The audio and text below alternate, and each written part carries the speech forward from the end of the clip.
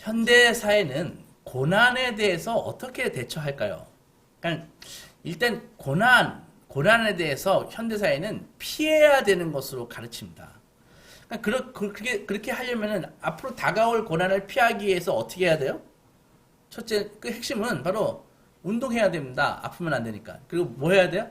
재테크 해야 됩니다. 돈을 벌어야 되니까. 그래서 돈이 있어야지 고난을 면할 수 있다. 고난을 피할 수 있다. 이렇게 가르치는 것이죠. 근데 그 리스크 관리에 실패하면 어떻게 돼요? 실패해가지고 고난에 빠지게 되면은, 그 다음에 이제 정신과의 심리 치료를 받으라고 얘기합니다. 그래서 트라우마나 스트레스를 줄이고, 스트레스가 문제예요. 스트레스를 줄이고, 그리고 부정적인 생각들을 버리고, 그리고 너 휴가 가라. 일단 떠나가지고 좀 쉬어라.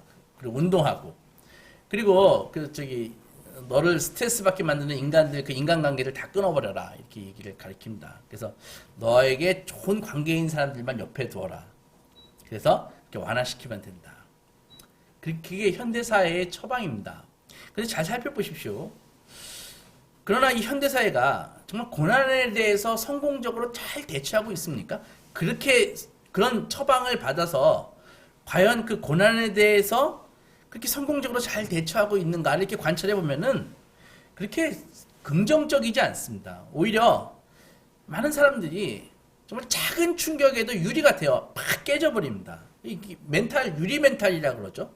그러니까 작은 충격에도 오히려 깨져버린다는 것이죠. 그러니까 그런 사람들이 막 양산되는 것 같습니다. 정말 현대의 그 첨단 과학으로 고난에 대해서 잘 대처하면 점점 이렇게 강한 사람이 되는 것이 아니라 이 작은 자극에도 팍 깨져버리는 그런 멘탈이 약한 사람들이 막 만들어지고 있는 것 같더라고요. 옛날과 비교해봐서.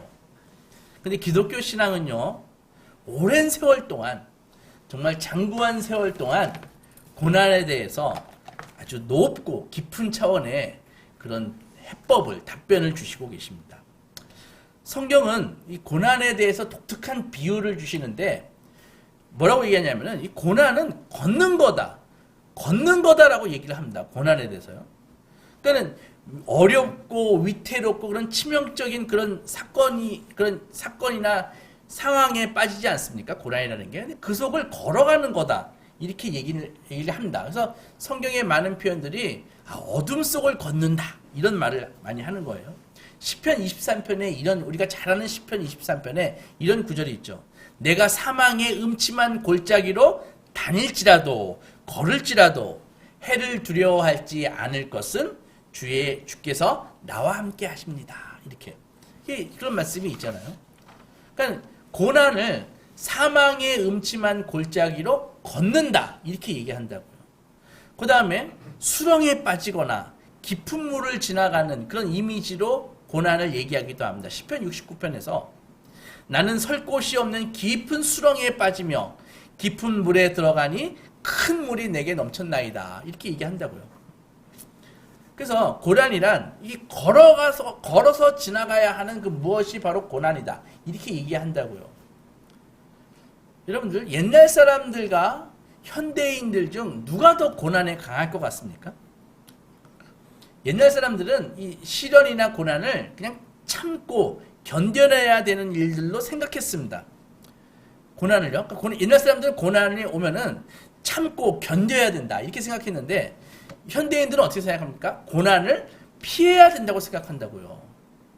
그게 큰 차이가 있는 것입니다. 마치 악천후처럼 고난은 피해야 되는 거야 이렇게 얘기한다고요. 그런데 고난을 피할 수 있습니까? 피할 수 있다면 그건 고난이 아닙니다. 그렇죠? 그러니까 고난을 피해야 되는데 피할 수 없는 고난이 닥치면 어떻게 돼요? 거기서 멘탈이 그냥 무너져 버리는 거예요. 마음이 그냥 팍 다운돼 버리는 것입니다. 반면에 기독교 신앙은요, 고난을 소용돌이 치는 물, 사나운 불길을 걸어서 지나는 것이라고 얘기를 하는데 무슨 말일까요? 성경에 불같은 시험 이런 말이 많이 나옵니다. 불같은 시험. 그래서 시련과 슬픔을 말하면서 우리 불구덩이에 빠졌다 이런 표현을 성경에서 한다고요. 우리 이사야 43장에서는 우리에게 참 힘을 주는 말씀이 있습니다. 43장에 이런 말씀이 있어요. 네가 성경에서는 내가인데 내가 그러면 내가인지 잘 헷갈리잖아요. 그래서 제가 네가라고 그래서 발음하는 거예요. 네가 물 가운데로 지날 때에 내가 너와 함께 할 것이다. 강을 건널 때에 물이 너를 침몰시키지 못할 것이다. 네가 불 가운데로 지날 때에 타지도 아니할 것이고 불꽃이 너를 사르지도 못할 것이다. 이제 나는 여호와 네 하나님이요 이스라엘의 거룩한 이요 내 구원자심이라. 두려워하지 말라. 내가 너와 함께하여. 이런 말씀이 이사야서에 있거든요. 근데 여기서 보면은 우리는 하나님의 사랑받는 자녀입니다. 엄청난 특권이 있습니다. 그런데 우리의 기대와는 달리 우리가 하나님의 자녀인데 이 이사야서나 시편 23편을 이렇게 읽어보면은 성도에게 시련을 피하게 해주겠다. 고난을 피하게 해주겠다. 면해주겠다. 이렇게 얘기하는 약속이 없다는 것입니다. 그러니까 이 말씀을 잘 살펴보면은 네가 큰 물 가운데로 지날 때, 불 가운데로 지날 때 이렇게 얘기하거든요. 그러니까 하나님께서는 성도에게 시련을 겪지 않게 해주시겠다고 하시는 것이 아니라 네가 시련을 당할 수 있지만 그 시련 동안에 내가 너와 동행하겠다 이렇게 말씀하신다고요. 그렇게 되면 하나님의 백성은 늘 이 불의 뜨거운 불같은 시험을 당해서 불의 뜨거운 기운에 시달릴 수 있지만은 그 불꽃이 너를 사르지는 못할 것이다. 그러니까 그 화기가 뜨거움을 느끼지만 그 화기가 내 내면에 내 몸 안에 침투하지 못한다는 것입니다. 불같은 시련이 내 영혼을 파고들어서 해를 입히거나 내 마음을 냉랭하게 만들거나 좌절에 빠뜨리지 못한다는 것입니다.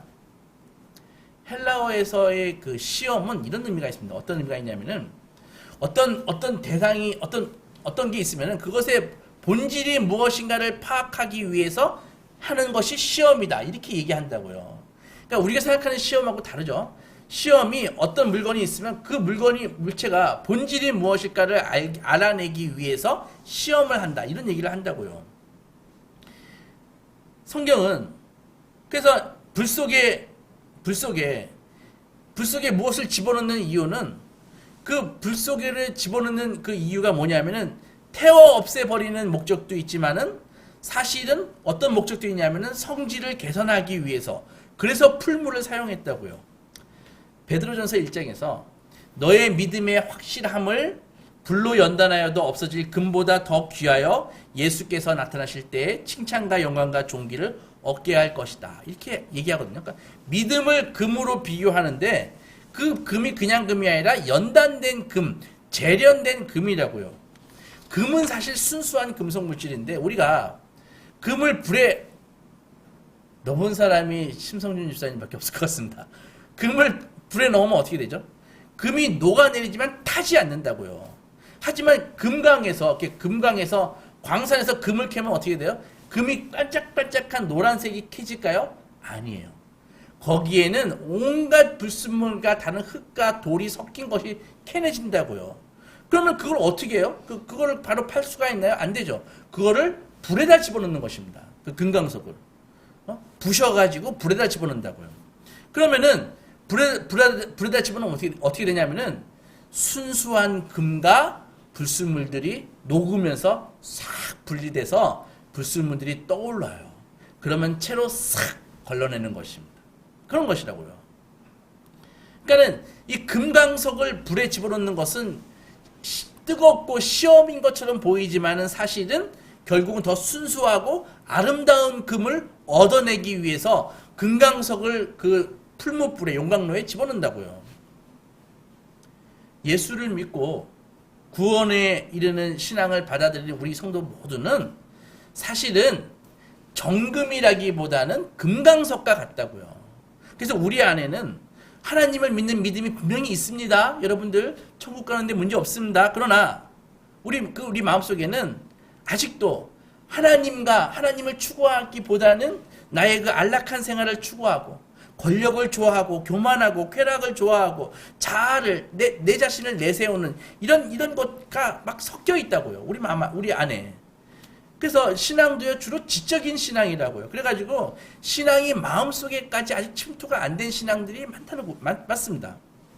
그래서 머리로는 자신이 하나님의 은혜에 힘입어서 난 구원받은 죄인이야 라고 머리로는 생각하는데 속으로는 나는 남들보다 좀 괜찮은 사람이야. 내가 너보다는 좀 똑똑해. 내가 너보다는 좀 경험이 많아. 내가 너보다는 열심히 살아서 혹은 내가 사랑이 많아서 내가 너보다 재테크를 잘해서 하나님께 은혜를 입는 거야 라는 생각을 밑바닥에 깔고 산다고요. 그러나 실제로 그 인격은 흠집투성입니다. 조금만 비판해보세요. 아주 민감한 반응을 나타내면서 막 화를 냅니다. 멘탈이 무너지죠. 반면에 남을 비판하는 일에는 남의 그 흠을 보는 것에는 아주 전문가입니다. 힘없는 사람에게는 깐깐하게 굴고요. 충동적이거나 우유부단하고요. 비겁하고 지배하려 들고 지나치게 의존적입니다. 이런 인성이 이렇게 망가져 있는데 본인은 정작 몰라요. 그러다가 어느 날 고난이 닥칩니다. 고난이 닥치면 마치 풀무불에 들어간 금광석처럼 이제는 불순물들을 그 고난이 우리 속에서 불순물들을 빼내기 시작합니다. 우유부단하고 비겁하고 이기적이고 자기 연민에 빠지고 쓴뿌리가 있고 정직하지 않은 것, 이런 영혼의 온갖 불순물들이 고난 속에서 조금씩 빠지게 되는 것입니다. 그리고 마침내 자신의 실체를 보게 되는 것이죠. 그래서 불이 금을 단련하듯이 고난은 우리를 깨끗하게 하고 우리의 인격을 아름답게 합니다. 하지만 누구나 아무나 다 그렇게 되는 것은 아닙니다. 오늘 본문에 보면은 고대 근동의 패권국 바벨론이 나옵니다. 바벨론. 그 바벨론의 느부갓네살 왕이라고 무시무시한 왕이 나오는데 그 사람이 금으로 신상을 만들었습니다. 근데 그 규모가 어마어마해요. 성경에 있는 큐빗으로 바꾸면 이 금을 얼마나 때려서 만들었는지 30m를 만들었습니다. 세상에 요즘 금값이 얼마나 비싼데 30m를 금으로 채운다고 생각해 보세요. 몇십 톤을 쏟아붓는 것입니다. 그것을 두라라고 하는 평지에 그걸 탁 세우고 이렇게 명을 내립니다. 내가 여기 악기가 막 나오잖아요. 사명금과 무슨 뭐와 막 나오지 않습니까? 그래서 그 나팔과 피리를 막 불면서 연주할 때 모든 이 바벨론 제국에 속한 백성들은 그 두라 평지의 그 금신상을 향해서 다 절해야 돼. 만약에 절하지 아니하면은 너희들 용광로, 풀무불 집어넣어 버릴 거야. 이런 명령을 내린다고요. 바벨론은 우리나라처럼 이렇게 작은 나라가 아닙니다. 이 고대 지금 말하면은 이란에서부터 거의 아프리카 이집트까지 다 패권을 갖고 있는 다 점령한 왕이라고요. 거기에 여러 개의 국가와 민족들이 있었습니다. 그런데 다 종교를 다 인정해 줍니다. 평소에. 그런데 왜 느부갓네살이 이런 명령을 내리려면은 너희 각자가 믿는 종교 좋아, 믿어도 좋아. 하지만 내 권력에는 대들지 마. 이게 그 소리라고요. 그래서 그 금신상을 만들었는데 그 금신상이 여러 가지 상징할 수가 있겠죠. 자신의 권력을 상징할 수도 있겠고 자기가 믿는 신, 바벨론의 신 마르둑 신일 수도 있겠고 그런 것입니다. 그것에 나팔 불 때는 너희는 무조건 거기에 절해야 돼. 이렇게 명령을 내렸다고요. 모두가 그 추상 같은 명령에 따랐지만 유다에서 포로로 끌려온 다니엘과 그 세 친구들 중에 세 친구들이 그 명령에 따르지 않았습니다. 그들의 이름도 바꿔버렸습니다. 바벨론으로 포로로 끌려옴으로써 이름도 바꿨는데 사드락과 메삭과 아벳노고라고요. 원래 이름은 미사엘, 하냐냐, 아사랴 그거였거든요. 근데 사드락과 메삭과 아벳노고로 바꿨다고요. 그러니까 그들이 악기가 빵, 나팔 소리가 빵 울리면은 절을 해야 되는데 절 안 하지 않고 꼿꼿이 버텼습니다. 그래서 다른 사람들이 일렀죠. 그래서 왕 앞에 끌려왔습니다. 바로 금방 알게 됐죠. 그래서 느부갓네살 왕 앞으로 이 세 명의 친구들이 소환되어져 나갔고 명령에 따르지 않으면 당장 죽여버릴 거야 라는 협박을 받기 시작합니다. 본문 3장 14절을 보면 느부갓네살이 그들에게 물어 이르되 사드락 메삭 아벳노고야 너희가 내 신을 섬기지 않고 내가 세운 금신상에게 절하지 아니한다 하니 사실이냐? 너희가 만일 절하지 아니하면 즉시 너희를 맹렬히 타는 풀무불 가운데 던져 넣을 것이니 그 다음이 중요해요. 능히 너희를 내 손에서 건져낼 신이 누구이겠느냐 이렇게 얘기하거든요. 그러니까 이게 법을 지키고 안 지키고의 문제가 아니라 이제는 과연 너가 믿는 그 신이 너를 구원할 수 있겠느냐라고 하는 신앙적인 도전을 하는 거라고요. 느부갓네살이. 느부갓네살이 그런 도전을 하는 것입니다. 요즘으로 저거 하면 어떻게 적용할 수 있을까요? 너가 믿는 신이, 너가 이렇게 신을 믿는데, 너가 하나님이라는 존재를 믿는데, 너희 하나님이 지금, 너의 그 어려운 사업에서 너를 건져낼 수 있겠느냐? 어려운 이 바이러스, 이 질병에서 너를 건져낼 수 있겠느냐? 이런 도전이라고요. 도전이라고요. 신앙시키지 말고 장사해. 가서, 주일에 가서 일해. 이런 얘기를 하면서, 나 안 해. 하면은, 그래? 너 그래가지고 먹고 살겠니? 라고 하는 도전을 주는 것이라고요. 새 친구들의 대답은 아주 주저없었습니다. 17절 보면은, 왕이여, 우리가 섬기는 하나님이 계시다면, 우리를 맹렬히 타는 풀무불 가운데서 능히 건져내시겠고 왕의 손에서도 건져내시리이다. 그 다음에 특이한 말을 합니다. 그렇게 하지 아니하실지라도 왕이여 우리가 왕의 신들을 섬기지도 아니하고 왕이 세우신 금신상에게 절하지도 아니할 줄을 아옵소서 이렇게 얘기했거든요. 그러니까 이 사드락과 메삭과 아벳느고는 하나님을 향한 강력한 믿음을 고백을 하는데 여기서 우리는 약간 의문을 가질 수 있습니다. 왜 사드락과 메삭과 아벳느고는 왕이여 하나님께서는 풀무불 속에서 용광로 속에서 우리를 건질 것입니다. 거기로 딱 끝나지 않고 그리 아니하실지라도 라는 표현을 했을까요?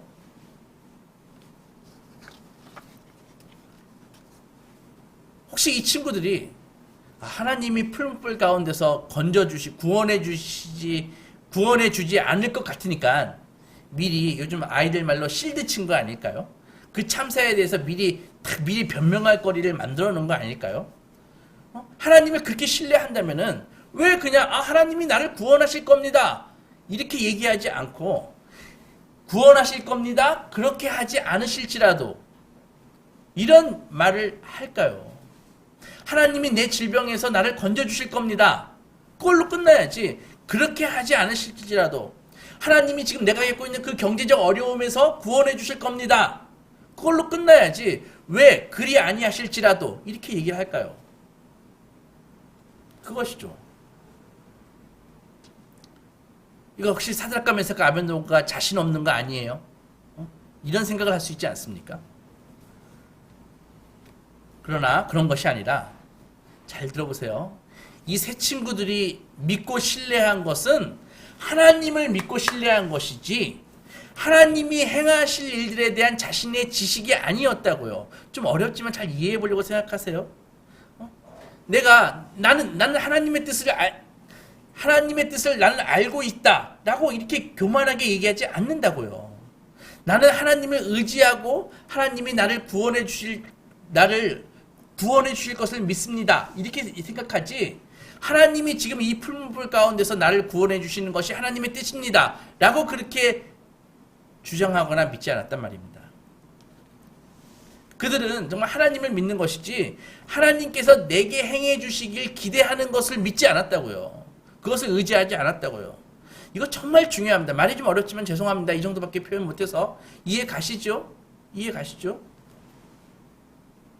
그래서 그들은 우리는 하나님이 우리를 구해주지 않으신다고 해도 우리는 왕이 아니라 하나님을 섬기겠습니다. 하나님의 그 뜻이 나의 생각과 맞든 나의 생각과 맞지 않든 간에 나는 주님을 한결같이 따르겠습니다. 그것이 사드락과 메삭과 아벳느고의 믿음이라고요.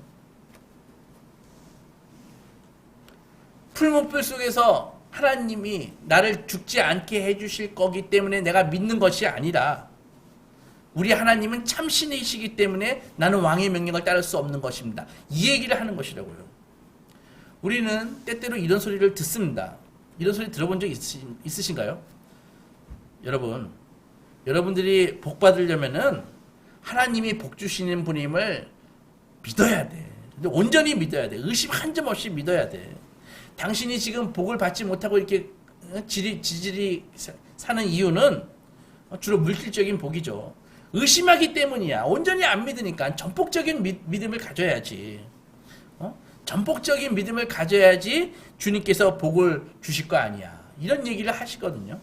그러나 여기 잘 읽어보면은 사드락과 메삭과 아벳노고 이 세 친구들의 고백에서는 그러한 말을 찾을 수가 없습니다.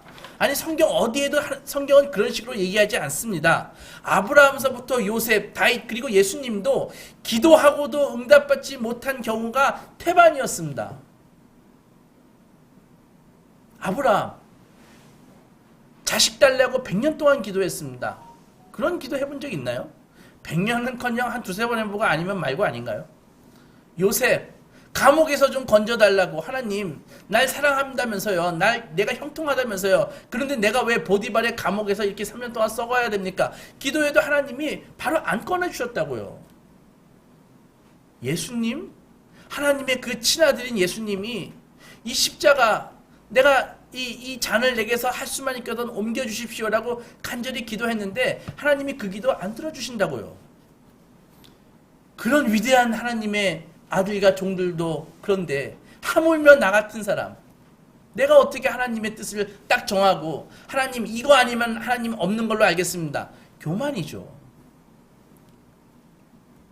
만일 우리가 하나님 제 기도에 꼭 응답해 주셔야 돼요. 응답해 주실 줄 믿습니다 라는 태도로 기도한다면 이것은 하나님의 지혜가 아니라 자신의 계획을 관철시키려는 것이죠. 많은 사람들이 이렇게 말하지 않습니까? 기도해봤는데요 끝내 안 들어주시던데요. 하지만 이런 태도를 잘 살펴보면은 그들의 믿음은 하나님을 섬기는 것이 아니라 자신의 뜻을 이루기 위한 그런 것이라고요. 그러니까 그들의 목표가 하나님이라기보다는 내 삶을 잘 살기 위해서 윤택하게 살기 위해서 자기가 세운 계획 그것이 더 목적이라는 것이죠. 하지만 다니엘과 세 친구들에게는 처음부터 하나님이 전부였습니다. 주님이 구해주실 것을 믿습니다 라는 태도는 겉은 믿는 것처럼 보이지만 잘 생각해 보세요. 이 지금 풀무불이 앞에 있어요. 거기서 주님이 구해주실 줄 믿습니다 라고 얘기하면은 거기서 무엇이 보입니까? 거기서 굳건한 믿음이 보이나요? 아니에요. 오히려 더 불안과 초조가 보입니다. 그렇지 않나요? 염려가 보이는 것이죠. 그래서 구원을 간청하는 기도에 하나님이 응답하시지 않을 수도 있다는 것 때문에 막 염려하는 그런 게 두려워 떠는 것이죠. 하지만 사드락과 메삭과 아벳노고는 처음부터 끝까지 하나님을 믿었는데 조금 더 불안해하거나 초조해하지 않았습니다. 왜? 영적으로 이미 그 풀무불을 견딜 준비가 돼 있었기 때문입니다. 그 고난을 견딜 준비가 돼 있었기 때문에 견딜 능력이 있다는 게 아니에요. 마음이 견딜 준비가 돼 있기 때문에 두렵거나 초조하지 않았습니다. 불 가운데서 구원받든 아니면 저기서 죽든 타 죽든 기꺼이 받아들일 마음가짐이 있었기 때문에 둘 중 어느 쪽이든 하나님을 영화롭게 하고 주님과 동행하게 되리라는 사실을 믿었습니다. 그들은 하나님이 죽음에서 구원해 주실 수도 있고 죽음을 통해 구원해 주실 수도 있다는 점을 확신하고 있었습니다. 다니엘의 세 친구에게 가장 큰 기쁨은 하나님을 이용해서 삶에서 무엇인가를 얻어내는 것이 아니라 하나님을 영화롭게 하는 데 또 있었습니다. 그러니까 그들의 기쁨은 하나님에게서 내가 얻고 싶은 기도 응답을 얻어내서 기쁜 것이 아니라 하나님 자체를 예배하는 것에 기뻐했다 이 말입니다. 그런 그들에게 두려움이 있을까요? 그런 그들을 위협할 게 아무거나 뭐 있을까요? 여러분 왜 우리가 위협받고 왜 두려워합니까? 지키고 싶은 것이 있으니까 그런 것입니다. 이거 빼앗기면 안 되니까 이거 잃으면 안 되니까 이런 생각을 하니까는 우리가 항상 두렵고 떠는 거예요. 그러나 나의 기쁨은 하나님이야. 나의 기쁨은 예배하는 자야. 그런 사람에게 뭐가 두려울 게 있습니까? 여기서 예배 못하면 죽어서 하면 되지. 천국 가서 하면 되지.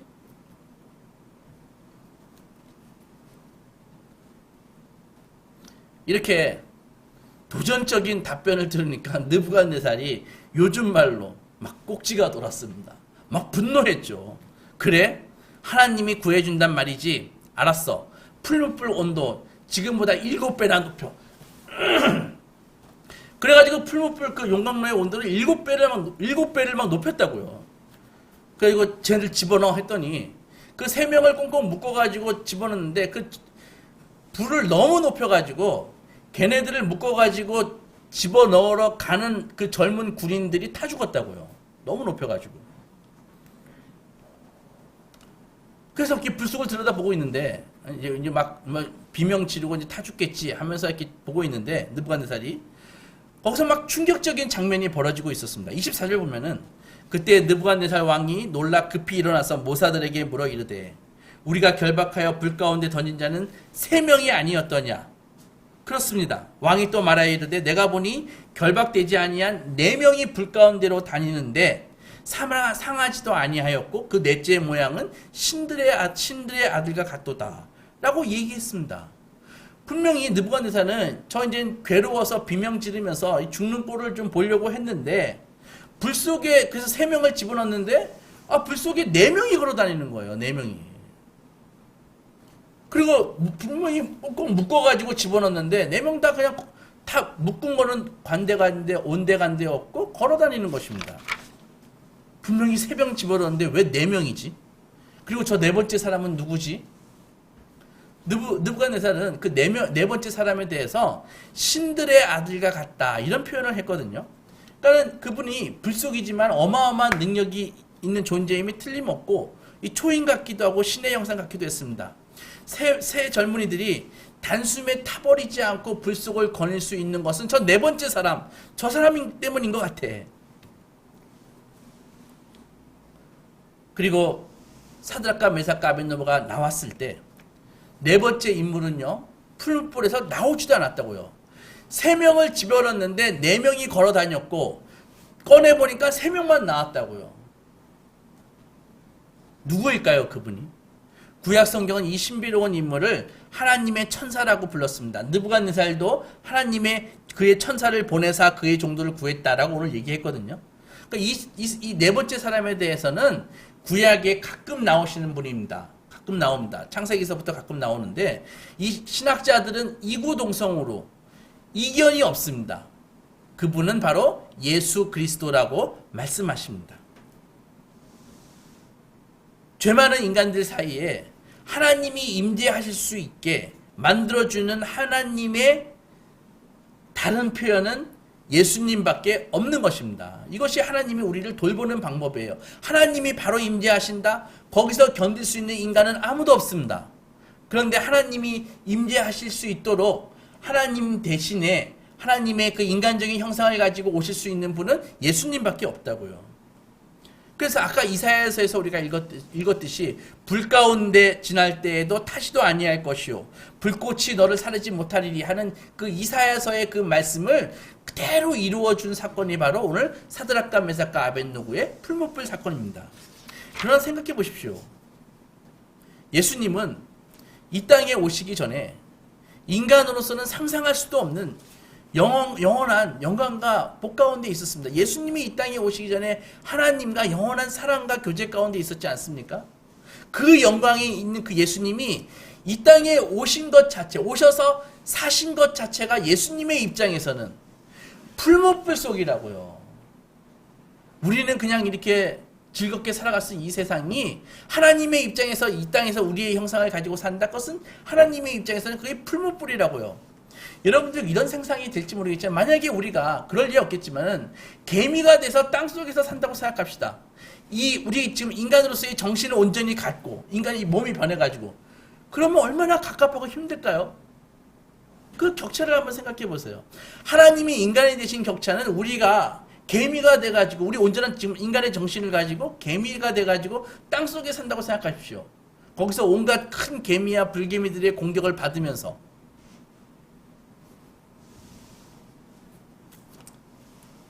예수께서는 온갖 고난과 핍박으로 점철된 삶을 여기서 사셨고 마지막 순간에는 십자가를 통해 정말 풀무불의 가장 뜨거운 곳으로 들어가셨습니다. 하지만 정작 예수님은 그 십자가라는 그 풀무불 속에 내내 계시는 동안에 그 누구도 예수님과 동행한 사람은 아무도 없었습니다. 십자가에 달려서 엘리 엘리 라바 사박다니 나의 하나님 어찌하여 나를 버리셨나이까 이렇게 부르짖는 순간에도 어떤 존재도 누구도 예수님과 동행해 주지 않았습니다. 거룩한 진노의 불길이 속속들이 예수님을 태우고 사르는 동안에 주님은 온전히 혼자셨습니다. 왜 그랬을까요? 어째서입니까? 어째서 하나님은 이 세 명의 유다 젊은이 사드락과 메삭과 아벳노고와는 왜 동행해 주시면서 당신의 친아들 예수께서 정말 이 풀무불과 같은 십자가에 있을 때는 왜 누구도 예수님과 동행해 주지 않으셨습니까? 바로 예수님은 십자가에서 우리와 함께뿐 아니라 우리를 위해서 고난을 받으셔야 했기 때문입니다. 사드락과 메삭과 아벳노고가 무슨 신앙생활을 잘하고 아주 인성이 좋고 성실해서 주님이 베푸시는 그런 은혜를 받은 것이 아닙니다.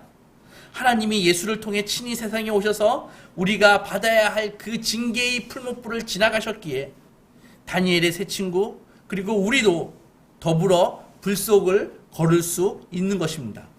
사랑하는 소망교회 성도 여러분, 우리는 우리가 누구인지 정말 알고 있을까요? 여러분들 나는 내가 누구인지 정말 압니까?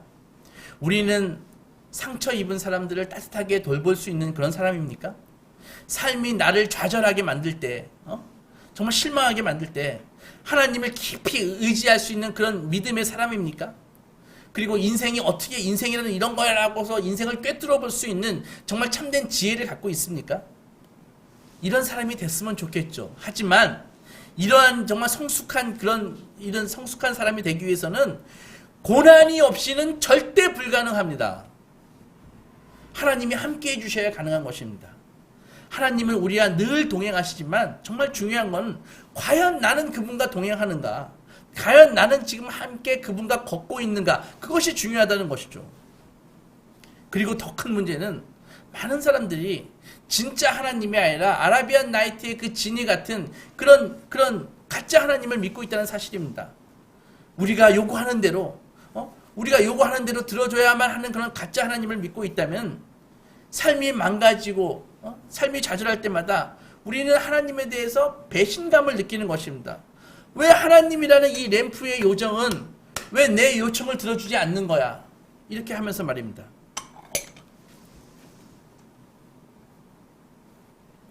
여러분, 고난은 우리를 금처럼 재련해 줄 수도 있지만은 우리를 태워버릴 수도 있는 것입니다. 지금도 고난 때문에 망가진 사람들이 많이 있습니다. 극단적인 선택하는 사람들이 많이 있습니다. 역경을 지날 때 산산이 내가 부서지지 않고 성장하려면 어떻게 해야 됩니까? 하나님과 함께 걸어야 됩니다. 하나님과 함께 걷는다는 것이 무엇입니까? 바로 하나님을 하나님 자리로 모신다는 것입니다. 그분에게 진실하게 이야기한다는 것입니다. 마음을 쏟아서 기도한다는 것입니다. 주님을 신뢰하고 의지한다는 것입니다. 영과 진리로 예배한다는 것입니다. 무엇보다 십자가에 달리신 예수님이 어떻게 우리를 위해 불구덩이로 뛰어드셨는지 마음의 눈으로 바라봐야 된다는 것입니다.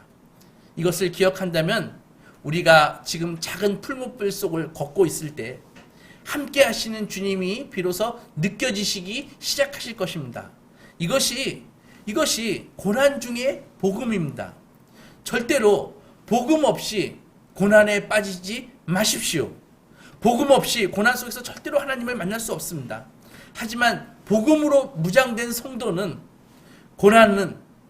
불같은 고난 속에서 공포가 아니라 확신을 얻습니다. 나는 이 작은 이 풀무불 속을 뚜벅뚜벅 걸어서 예수 그리스도를 만날 것이다. 예수께서 날 위해 영원한 불 속에 던져주셨기 때문이다. 그리고 내가 지금 걷고 있는 이 풀무불 어딘가에는 예수께서 나를 기다리고 계신다. 내가 걷는 이 풀무불은 날 더 이제 앞으로 아름답고 더 복된 사람으로 빚어낼 것이다. 나는 제2의 욥이다 라고 고백할 수 있습니다. 성도의 고난은 이렇게 사드락과 메삭과 아벳노고처럼 주님과 함께 걸어가는 것입니다. 아무쪼록 이 고난의 세상에서 주님과 함께 걸어 승리하시는 소망의 자녀들이 되시기 주님의 이름으로 축원합니다.